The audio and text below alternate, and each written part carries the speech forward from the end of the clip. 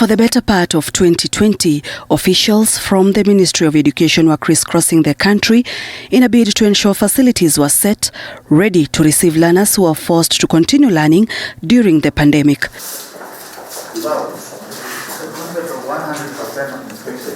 The ministry had received 6.5 billion shillings under the 8-point economic stimulus package, whose purpose was to hire 10,000 teachers and 1,000 ICT interns to support digital learning as well as improve school infrastructure, including acquisition of 250,000 locally fabricated desks. But according to a study conducted from May 2021 by the Constitution and Reform Education Consortium, there was lack of an implementation plan and an audit report on how the 6.5 billion shillings was utilized. Even if we have this pandemic, these resources that have been deployed to our schools, our institutions of higher learning, should it really be used to enrich few individuals who are in positions of responsibilities, or it should be used to facilitate access to learning for this child, regardless of the background?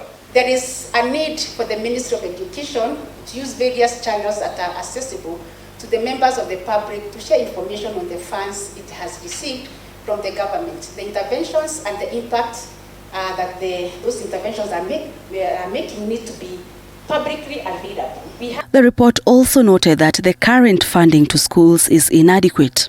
We are worried in what will happen in 2023, where the last cohort of 844 and the first cohort of the CPC will be transitioning to the secondary.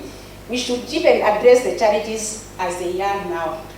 So the social distancing, somebody said, is a nightmare. That, as it is now, that cannot be adhered to. Look at this child, whose mask is never changed the whole term. And those are realities that we have in our schools. This mask has been overwashed. It has even some kind of, not necessarily even transparency, but one part of the nose is just exposed. And you have this child sitting in the same class with a child whose mask is changed on a daily basis.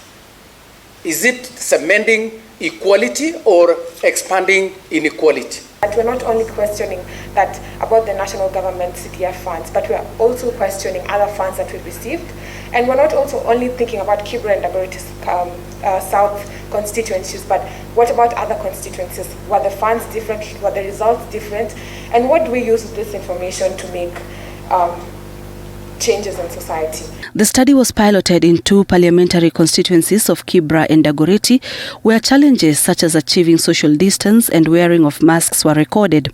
Round, you put one eye, 2 eyes. Digital learning was also not successful due to factors such as lack of basic online learning ICT policy, inadequate capacity of teachers on the application of remote learning platforms, and how learners will be assessed virtually, lack of ICT gadgets and technology network for most of the parents and learners. Look at the child from Lambo. They wanted sanitizer and masks. So we kept on saying sanitize, have a mask, but the children are saying, give it to us, we can't afford it, our families cannot afford it. And I liked what she says. There are schools in Nairobi that have seen children not having masks. Not because they don't know what that mask is important, they simply cannot afford.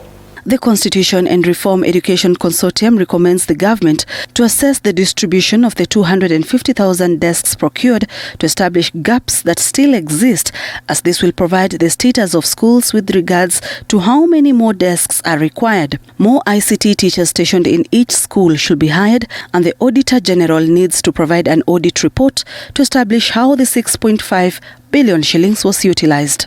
Sharon Baranga, TV 47.